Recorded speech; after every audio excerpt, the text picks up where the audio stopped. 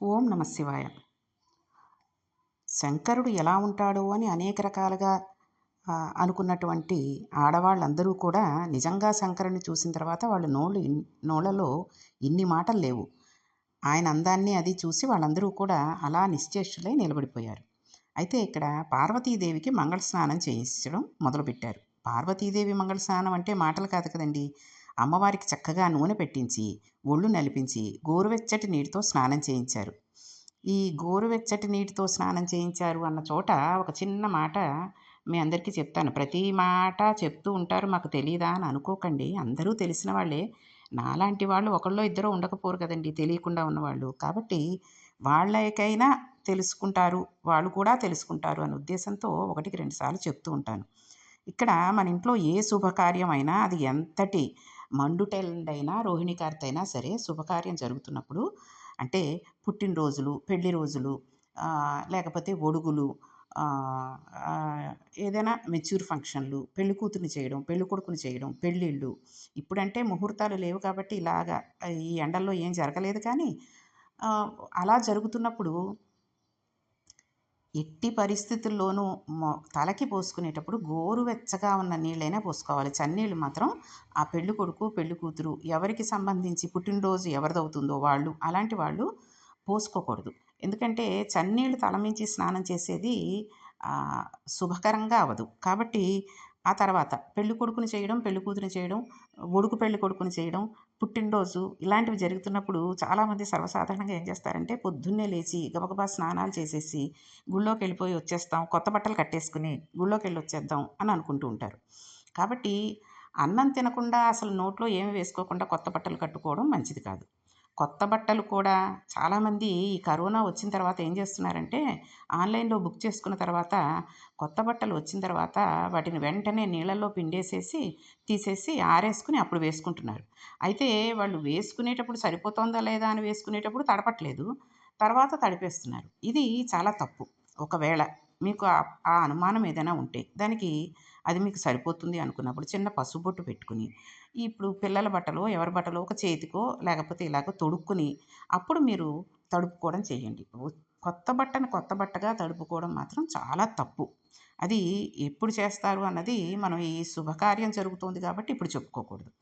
కాబట్టి అదొకటి. తర్వాత చాలామంది ఏం చేస్తున్నారంటే పొద్దున్నే స్నానం చేసేటప్పుడు ఈ పుట్టినరోజులు, పెళ్లి రోజులు, పెళ్ళికొడుకుని చేయడాలు, పెళ్ళిళ్ళు, పేరంటాలు జరుగుతున్నప్పుడు, శుభకార్యాలు జరుగుతున్నప్పుడు ఇంట్లో పెద్దవాళ్ళు ఉన్నట్లయితే వాళ్ళ చేత బొట్టు పెట్టించుకుని, తలకి చమురు పెట్టించుకుని, హారతిప్పించుకుని, అప్పుడు తలస్నానం చేస్తే చాలా మంచిది. అదీ కాక ఒకవేళ అలా అవ్వలేదు. ఇంట్లో భార్యాభర్త ఇద్దరే ఉన్నారు. పిల్లలు అంతే. అంటే ఇప్పుడు అందరూ కుటుంబాలు ఉద్యోగాలు రీత్యా ఎక్కడెక్కడో ఉంటున్నారు కదండీ! వాళ్ళకి ఇలాగ హారతి ఇవ్వడాలు అవి చేసేవాళ్ళు పెద్దవాళ్ళు ఎవరు ఉండరు. కాబట్టి పొద్దున్న లేచాక భగవంతుడికి దండం పెట్టుకుని చక్కగా ఆ గీజర్లు ఉంటున్నాయి కదండీ! కాసిన వేడి నీళ్ళు గోరువెచ్చగా ఒక్క 5 నిమిషాలు గీజర్ వేస్తే చాలు.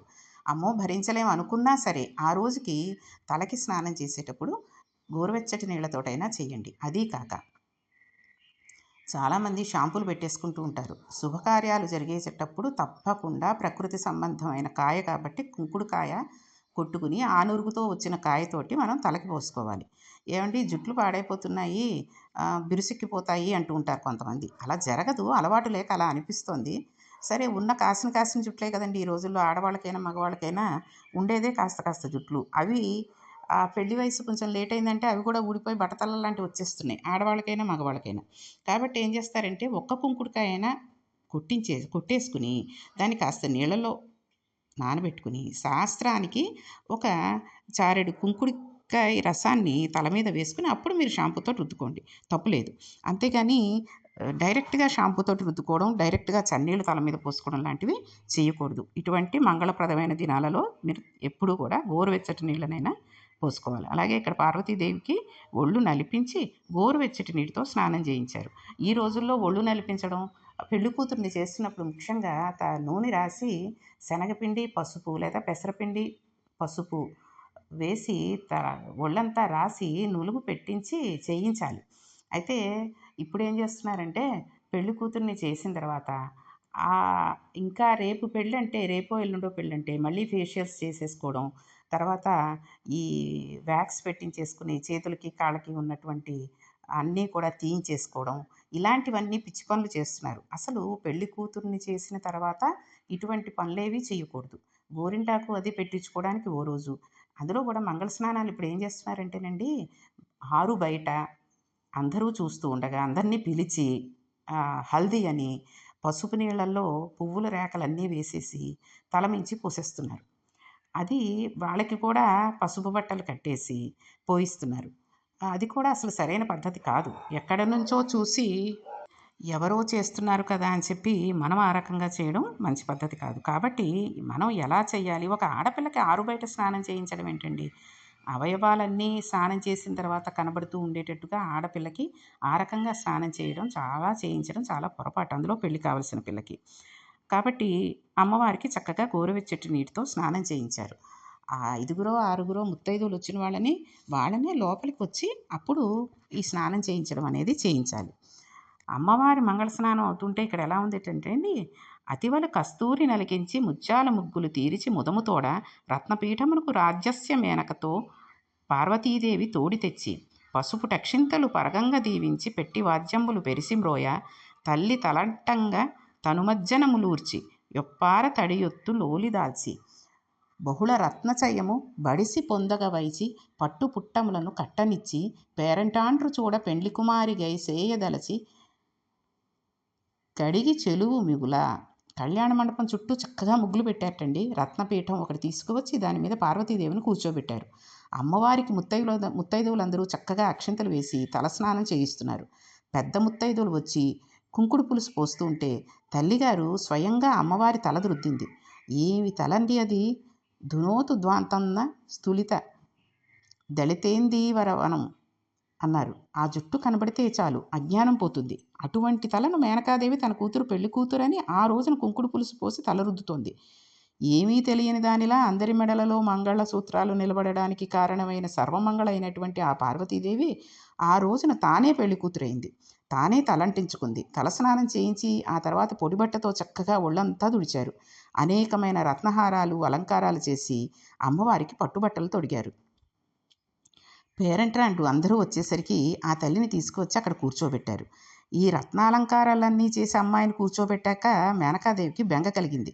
మా అమ్మాయి ఇంత అందగత్తే, మా అమ్మాయిని ఇంతమంది చూసేస్తున్నారు, రేపు ముహూర్తం కాబట్టి పిల్లకి రాత్రి ఒళ్ళు వేడుకుతుందో ఏమిటో, దిష్టి తగిలిపోతుందేమో, ఇంత అందమైన ఆ అమ్మాయికి అందం కనపడకుండా ఏమైనా అలంకారం చేసినట్టు ఏదైనా కప్పేయమని అక్కడ ఉన్న స్త్రీలకు చెప్పేసింది. తల్లి కదండి, ఎలా ఉన్నా సరే కూతురికి దిష్టి తగిలిపోతుందని బెంగ ఉంటుంది. అందులోనూ పార్వతీదేవాయే. అంత అందగత్తికి ఇంకా అందంగా అలంకారం చేస్తే మనం వింటుంటేనే అంత దిష్టి కొట్టేస్తున్నాం, మరి చూసిన వాళ్ళు ఇంకెంత దిష్టి కొడతారండి. దేవీ రూపమునకు దృష్టి తాకెడినంచు మాటు సేయు భంగి మణిసువర్ణ పుష్ప వస్త్ర గంధములను అలంకరించి రెలిమితోడ గౌరి నిందుముఖలు. ఇంతమంది చూసేస్తుంటే తన కూతురికి దిష్టి తగిలిపోతుందేమోనని ఎక్కువ పువ్వులు పెట్టేసినట్టు, ఎక్కువ నగలు వేసేసినట్టు గౌరీదేవి మొహం బాగా కనబడకుండా అలంకారాలు ఎక్కువగా చేసేయమని మేనకాదేవి చెప్పేసరికి అక్కడి స్త్రీలు ఆమెకు అలా అలంకారం చేసేశారు. తల్లి అయ్యి ఆమె బెంగ పెట్టుకున్న మేనకాదేవి ఎంత అదృష్టవంతురాలో కదండి. ఇప్పుడు అమ్మవారిని బుట్టలో కూర్చోబెట్టి బ్రహ్మగారు ముందు, లక్ష్మీనారాయణులు పక్కన నడుస్తూ ఉండగా అమ్మవారిని తీసుకుని మేళతాళాలతో పువ్వులు చల్లుతూ ఉండగా అక్కడికి తీసుకొచ్చారు. కళ్యాణం కోసమని శివుడు పీటల మీదకి వచ్చి కూర్చుంటున్నాడు. పొందుగ పుష్పమేఘములు పువ్వుల వానలు జల్లు జల్లునన్ దుందుబి కాహలదన్వులు తూర్య రవంబులతో గణాధిపుల్ సందడి చేయ దేవతలు సంభ్రమంతన్ జయవెట్ట బ్రహ్మ గోవిందపురమురందరన్ కలిసి వేట్క కెలంకుకులయందు కొల్వగన్. అది గొప్ప చారిత్రాత్మకమైన కళ్యాణం అండి. కాబట్టి శివుడు పీటల మీదకి వస్తుంటే మేఘాలలోంచి వృష్టి పడిపోయిందా అన్నట్టుగా పువ్వులు జల్లేశారు. అయ్యవారు పెద్ద పుష్పవృష్టితో, పెద్ద మేళతాళాలతో, ధ్వనులతో గణాధిపులు అందరూ నిలబడిపోయి ఎక్కడ చూసినా జై జయ శంకర, హరహర శంకర అని జై జయధ్వానాలు చేస్తూ ఉంటే పీటల మీదకు వచ్చి కూర్చున్నారు. పార్వతీదేవి గౌరీ తపస్సు చేసింది. ఆవిడ గురించి తపస్సు, పసుపు కుంకల కోసం సాంప్రదాయానికి ఆవిడ కూడా గౌరీ తపస్సు చేసింది. ఈ గౌరీ తపస్సు చేసేటప్పుడు కూడా చాలామంది ఈ వీడియో వాళ్ళకి నేను ఇదివరకు చెప్పాను మీకు, ఫోటోల వాళ్ళకి ఫోజులు ఇస్తూ గౌరీ పూజ చేసుకునేటటువంటి శ్రద్ధని తక్కువ చేసేస్తున్నారు. చుట్టుపక్కల ఉన్న ఆడవాళ్ళు కూడా, ముత్తైదువులు కూడా ఇలా చూడవే, ఇలా పెట్టవే, ఇలా చెయ్యమ్మా అంటున్నారు తప్పితే అసలు గౌరీ పూజ ఏం చేయాలి, ఏ నామం చేసుకుంటూ చేసుకోవాలి, అక్కడ లలితా సహస్రం తప్పకుండా చదవాలి అన్న విషయాన్ని చెప్పట్లేదు. కాబట్టి గౌరీ పూజ చేసేటప్పుడు తప్పనిసరిగా లలితా సహస్రం అక్కడ ముత్తైదువులు కొంతమంది చదువుతూ ఉండాలి. ఇక్కడ ఈవిడ ఓం ఐం హ్రీం శ్రీం శ్రీ మాత్రే నమః అనుకుంటూ మనసులో, లలితా సహస్రం పిల్లలకి అప్పుడే రాదు కదండి, వచ్చిందంటే వాళ్ళ అదృష్టవంతులు. కాబట్టి అలా అనుకుంటూ మనసులో తను ఐదవతనాన్ని అలాగ ఉంచమని, ఎప్పటికీ నీ ఐదవతనం ఎలా ఉందో నా ఐదవతనాన్ని కూడా అలాగే ఉంచమ్మా, నా భర్త కూడా నేను నా భర్త చక్కగా అందంగా అన్యోన్యంగా ఆనందంగా ఉండేటట్టుగా చేయి తల్లి అని దండం పెట్టుకుంటూ ఆవిడ శ్రద్ధగా చేయాలి. ఒకవేళ ఫోటోలు మళ్ళీ రావు కదండి తీసుకోవాలంటే, పూజ అంతా అయిపోయాక 1-2 స్టిల్స్ ఇచ్చేసి ఆ ఫోటోలు అలా ఉంచుకుంటే సరిపోతుంది. ఈ ఫోటోగ్రాఫర్లకి, వీడియోగ్రాఫర్లకి ముందే చెప్పేయాలి, బాబు మాకు పెళ్ళిలో ఇటు తిరుగు అటు చూడు అని ఏం చెప్పొద్దు, మేము మొత్తం ఆ తత్తు అయిన తర్వాత మీకు కావాలంటే ఫోజులు ఇస్తాం అని చెప్పి పెళ్లి కొడుకు వెంపు వాళ్ళు, పెళ్లి కూతురు వెంపు వాళ్ళు కూడా చెప్పాలి. అంతేగాని పెళ్లి కూతురు కంటే పెళ్లి కూతురు తల్లి ఫోజులు ఎక్కువ ఇచ్చేసి బట్టలు ఎక్కువ మార్చేసుకుని, పెళ్లి కొడుకు కంటే పెళ్లి కొడుకు తల్లి తండ్రి ఎక్కువ ఫోజులు ఇచ్చేసి వాళ్ళిద్దరూ ఫోటోలు తీసుకోవడం, ఇలాంటి పిచ్చి పిచ్చి పనులన్నీ పెళ్లిలో చేయకూడదు. కాబట్టి పెళ్ళి అనేది ఎంత ముఖ్యమైన విషయమో ఆ జీవితంలో అనేది మనం తెలుసుకుని అక్కడ నడవాలి. కాబట్టి పసుపు కుంకల కోసం సంప్రదాయానికి ఆవిడ కూడా గౌరీ తపస్సు చేసింది. ఎందరో ధన్యులైన వారు, దిక్పాలకులు ఇంతమంది మధ్యలో నిలబడి కొలుస్తూ ఉండగా చుట్టూ ఒక పక్కన సరస్వతీదేవి, మరొక పక్కన లక్ష్మీదేవి, అరుంధతి, సచీదేవి వీళ్ళందరూ వెంట వస్తుంటే అమ్మవారు పెళ్లిపీటల మీదకి బయలుదేరి వస్తుంది. వేదంబులు కీర్తింపక నాదట సన్మునులు కొలవ హర్షముతోడన్ ఆది గిరీంద్రులు నేటికి వేదాంత విందు శివుడు వేంచేసెనొదిగెన్. ఎన్నడూ అలా వెళ్ళవలసిన అవసరం లేని శంకరుడు పార్వతీదేవి అడిగిందని కన్యాదాత గారింటికే తానే వచ్చాడు. హిమవంతుడు ఇంటికి వచ్చి లోపల పొంగిపోతూ, హిమవంతుడి పేరు నిలబెట్టాను, నా భార్యకి ఇచ్చిన మాట నిలబెట్టుకున్నాను. అసలు మామగారి పేరు నిలబెట్టడం, భార్యకి ఇచ్చిన మాట నిలబెట్టడం అనేది చాలా గొప్ప విశేషం కదండి. ఆ గొప్ప విషయాన్ని ఆయన చేశాడని చాలా సంతోషంగా ప్రవేశిస్తున్నాడు ఆయన. చంద్రుడు పూర్ణచంద్రుడు అవుతుంటే, కళలు పెరుగుతుంటే సముద్రంలో ఆటుపోట్లు పెరుగుతూ ఉంటాయి. పూర్ణచంద్రుడు వచ్చేసాడంటే సముద్రంలో పోటు ఎక్కువైపోయి ఒక్కొక్కసారి తీరాన్ని కూడా దాటి పైకి వచ్చేస్తూ ఉంటుంది.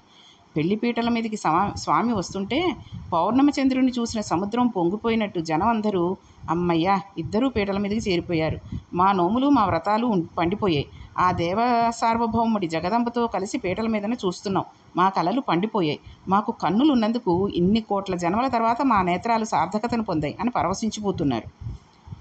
ఎంతటి అదృష్టవంతులో కదండి అప్పుడు ఉన్నవాళ్ళు. ఇప్పుడు హిమవంతుడు శంకరుణ్ణి తీసుకువచ్చి చక్కటి ఆసనం మీద కూర్చోబెట్టి, మహానుభావుడు శంకరుడు నాకు అల్లుడవడానికి తనకు పిల్లనివ్వమని కబురు చేయడం మాని తానే వచ్చాడని పొంగిపోయి వినయ విధేయతలతో ఆ పెళ్లి కొడుకు కాళ్ళు కడిగాడు. పార్వతీదేవి పరమేశ్వరులకు మధ్యలో తెర పెట్టారు. తెరకు అటువైపు శంకరుడు కూర్చున్నాడు, ఇటువైపు పార్వతీదేవి కూర్చుంది. ఈ రోజుల్లో మనం చాలా దోషభూయిష్టమైన ప్రవర్తన చేస్తున్నాము అనడానికి పెళ్లి తంతే ఒకటి కారణం అండి. పెళ్లి తర్వాత వాళ్ళిద్దరి మధ్యలో పెట్టినటువంటి తెర పైకెత్తేంత వరకు, కన్యాదానం అయిపోయే వరకు పెళ్లి కొడుకు పెళ్లి కూతురు పక్కపక్కన ఆసనాల మీద కూర్చోకూడదు అసలు నిజానికి. అలా కూర్చోబెట్టింది దుష్ట నక్షత్రం అనుకోండి, చెడు నక్షత్రం అనుకోండి, వారి సంసారంలో ఎన్నో తప్పులు, ఎన్నో గొడవలు వస్తూ ఉంటాయి.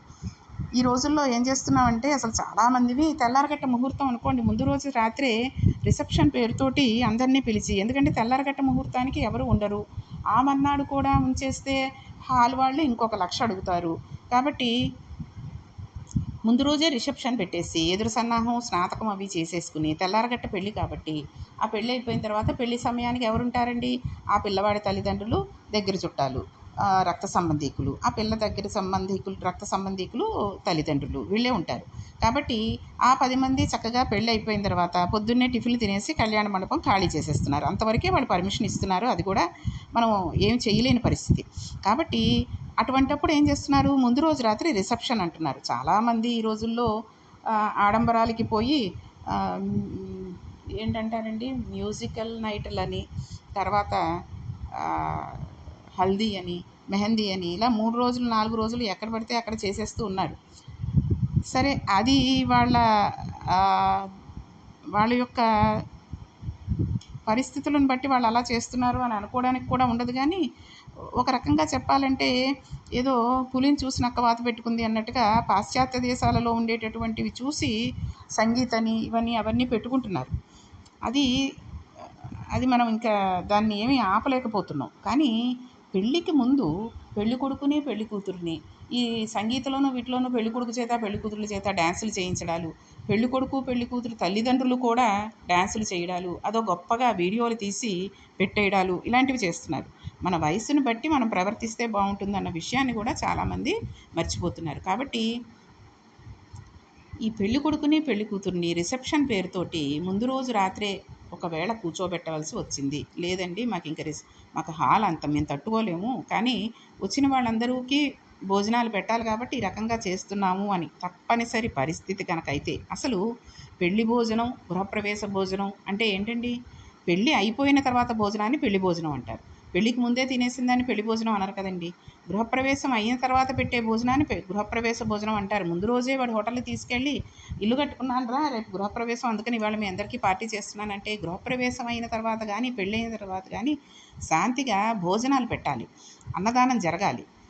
కాబట్టి అటువంటిది జరగకుండా ఉంటుంది ఇక్కడ. పెళ్ళి జరిగిన తర్వాత ఆ 10 మందే తినేసేసి టిఫిన్లా తినేసి అక్కడి నుంచి వెళ్ళిపోతున్నారు. అది సరైన పద్ధతి కాదు. తర్వాత ఏదో వ్రతం చేసుకున్నాక పెడతామండి, మళ్ళీ ఇక్కడికి వచ్చాక వాళ్ళకి పెడతామంటే అది వేరు. వచ్చిన వాళ్ళందరూ పెళ్ళైన తర్వాత పెళ్లి భోజనం చేసి పెళ్లి కూతుర్ని పెళ్లి కొడుకుని ఆశీర్వదించి వాళ్ళిచ్చే తాంబూలాలు తీసుకుని వెళ్ళాలి. అది పద్ధతి.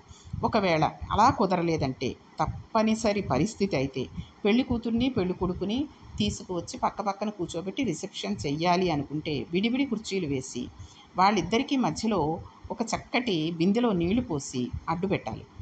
ఎందుకంటే అప్పుడు వాళ్ళిద్దరూ పక్కపక్కన కూర్చున్నట్టు తగులుతూ కూర్చున్నట్టు అవ్వదు. ఈ ఫోటోల వాళ్ళు కూడా ఫోటోషూట్ అని తీసేస్తూ ఉంటారు, మీద పడిపోయి తీసేసుకోవడాలు. పెళ్ళికి ముందే ఈ రకంగా ఫోటోలు అవి తీసేసుకున్న తర్వాత ఇంకా వాళ్ళకి పెళ్ళి జరిగినా జరగకపోయినా ఒకలాగే ఉంటుంది. ఎందుకంటే ఆల్రెడీ వాళ్ళిద్దరూ కూడా ఒకళ్ళనొకళ్ళు చూసుకోవడాలు, కలుసుకోవడాలు, ముట్టుకోవడాలు కూడా అయిపోతున్నాయి. కాబట్టి ఒక బిందెతో నీళ్లు పెట్టి ఆ నీళ్లు అలా ఉంది బిందె అంటే ఇప్పుడు రంగురంగుల బిందెలు చక్కటి అందమైన డిజైన్లతో వచ్చిన బిందెలు వస్తున్నాయి, అవి పెట్టండి. మీకు రిసెప్షన్లో అంతా ఉండి ఏదో బాగుండదండి అనుకుంటే దానికి ఆ బిందె ఏంటి అని ఎవరో అడగకుండా చక్కగాను దాని మీద ఒక ఫ్లవర్ బొకేని ఫ్లవర్స్ ఉండే ఒక బొకేని తీసుకొచ్చి చక్కగా అందులో పెట్టండి. అదేమిటో నిండుగా ఉంటుందని అలా పెట్టారనుకుంటారు, ఎవరికో కానీ అనుమానం రాదు. కాబట్టి ఇటు మనకి పని అయిపోతుంది, దానివల్ల పెళ్ళికొడుక్కి పెళ్ళికూతురికి ఎటువంటి నష్టము జరగదు. కాబట్టి మనం చేసే పనుల్లో బట్టి, మనం చేస్తున్న తంతులను బట్టి పెళ్ళి జరిగిన పిల్లవాడికి పిల్లకి కూడా వాళ్ళ జీవితం ఆధారపడి ఉంటుంది. కాబట్టి మనం చేతులారా వాళ్ళని మంచి సంబంధమే చక్కటివాడు పెళ్ళికొడుకు, బుద్ధిమంతుడు, పెళ్ళికూతురు కూడా చాలా మంచిదండి, ఎంత మర్యాద ఇస్తుందో, అత్తమామలను కూడా తల్లిదండ్రులా చూసేటటువంటి గుణం కలది అని చేసుకున్న తర్వాత ఇటువంటి చిన్న చిన్న పొరపాట్లు మనం పెళ్లిలో చేసినందువల్ల వాళ్ళు వ్యతిరేక భావాలతో మారిపోవచ్చు, వాళ్ళిద్దరికీ సఖ్యత కుదరకపోవచ్చు, ఏడాది రెండేళ్లలో విడిపోనవచ్చు. కాబట్టి ఇటువంటి చిన్న చిన్న పొరపాట్లు మనం చేయకుండా పెళ్ళిలో చాలా జాగ్రత్తగా, తెలియకపోతే ఇప్పుడు పూజారులు బ్రహ్మగారులు కూడా మనం ఏదంటే అదే అనేస్తున్నారు. ఎందుకంటే అలా అనకపోతే వీళ్ళు ఇంకో పద్ధతి అని అంటే ఇచ్చే డబ్బుల్లో తగ్గించుకుంటారేమో, లేకపోతే ఎక్కువసేపు పట్టేస్తుందేమో అని ఒక తంతులాగా గబగబా జరిగేటట్టుగా చేసేస్తున్నారు తప్పితే వాళ్ళు కూడా సరైన పద్ధతిని చెప్పట్లేదు. కాబట్టి వాళ్ళు కూడా చెప్పండి, తప్పులేదు, ఇలా పద్ధతి అండి, అసలు ఇది ఇలా చెయ్యాలి అని చెప్పండి. లేదండి మా పద్ధతి ఇదేనండి అంటే దాంట్లో మనకు తెలిసినంత మటుకు సరిగ్గా జరిగేటట్టుగా చేయిస్తూ ఉంటే ఆ పెళ్ళిళ్ళు చక్కగా ఎన్నో ఏళ్ళు చక్కటి దాంపత్యంతో అన్యోన్యంగా ఒకళ్ళనొకళ్ళు అర్థం చేసుకుని ఒకళ్ళ మనసు ఒకళ్ళు తెలుసుకుని ప్రవర్తించేందుకు ఆ సంసారాలు ఎంతో అందంగా ఉండడానికి ఉపయోగపడుతుంటాయి. కాబట్టి కన్యాదానం అవ్వకుండా పక్కపక్కన కూర్చోబెట్టడం అనేది చాలా తప్పు. ఇప్పుడు పార్వతీ కళ్యాణంలో పార్వతీదేవి తెరకి అటు, శంకరుడు తెరకు ఇటు కూర్చున్నారు. కూర్చున్న తర్వాత ఈ తెరలు కూడానండి ఏవేవో రాసేస్తున్నారు. అందాల బొమ్మ, తర్వాత ఏదో ఇంకోటి అని రాసేస్తూ ఆ తెరల మీద ఏవో పెట్టేస్తున్నారు. అలా ఎప్పటికీ పెట్టకూడదు. చక్కటి తెల్లటి వస్త్రాన్ని దాని మీద ఒక స్వస్తిక్ పెట్టాలనుకుంటే ఒక స్వస్తిక్ పెట్టడం అంతే. ఇంకేమీ పెట్టకుండా ఆ తెర ఉంచాలి. కాబట్టి అటువంటి తెరని పార్వతీ పరమేశ్వరులకి మధ్యలో ఉంచారు. ఆ తర్వాత ఈ పెళ్ళి పార్వతీదేవి కళ్యాణం ఎలా జరిగింది ఏమిటి అన్నది మనం రేపు అమ్మవారికి చక్కగా రేపు పెళ్లి చేసేసి కైలాసానికి పరమేశ్వరుడితో సహా పంపిద్దాం. కాబట్టి రేపటి పారాయణంలో మనం అమ్మవారి పార్వతీ పరమేశ్వరుల కళ్యాణం గురించి తెలుసుకుని ఆనందిద్దాం. ఓం నమః పార్వతీపతి హర హర మహాదేవ శంభో శంకర.